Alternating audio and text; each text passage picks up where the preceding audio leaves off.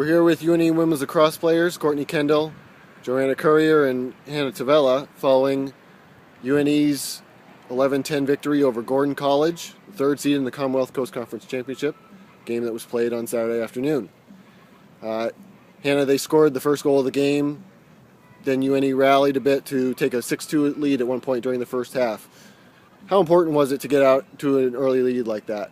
It was really important just because we always want an early lead on team, so then you can sort of like relax and know that you have the ball and you are winning. So it gives the whole team like a deep breath, like, okay, we scored, we're up 6-2.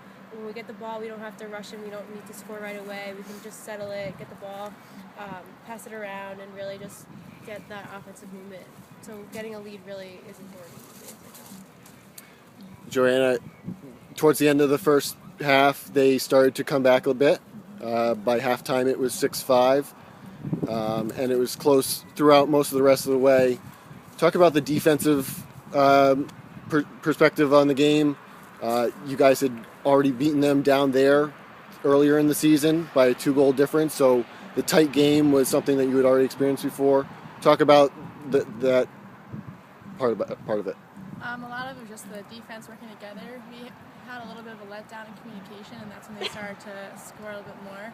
And then Courtney kind of helped us too when they would get by us. She had a lot of stops on it, but it was mostly us just fixing our mistakes. That's the only time they really scored, is when we had a letdown. So we just knew that, and so we knew we had to pick it up from there, and we kept going. So eventually we got back on top again. About 7 minutes to go in the game, Hannah, you scored what proved to be the game-winning goal from Gina Newsom. Talk about that play. It was just one of those plays that we knew we needed a goal. We knew that we were tied, and we knew we could score. She came around the crease, and I just cut around my cutter. We've done it all year. We've done it all last year, so it was just kind of our fallback move. And then down the stretch, UNE maintained possession a bit, but they did get some shots off. They did have one inside the final minute. Courtney, talk about that play and the moments that followed. Well, it was scary. But realistically, they got the ball, and we stayed with them all the way down the field. And then somehow they managed to break through our defense. And all I remember is saving it and then looking up, and Gina Ionazi had picked up the ground ball and was working her way over to the sideline just to maintain the ball for the last 30 seconds to hold on to the win. So it was extremely exciting.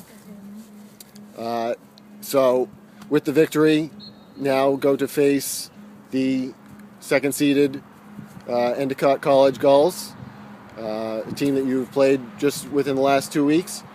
What do you take from that game, which Endicott won, and try and do differently coming up? Anyone? Well, Endicott is a really good team. They always are on top of the conference, so they're really composed. And we played them last game. We held them for a while. It was 2-1 for a good amount of time in the first half.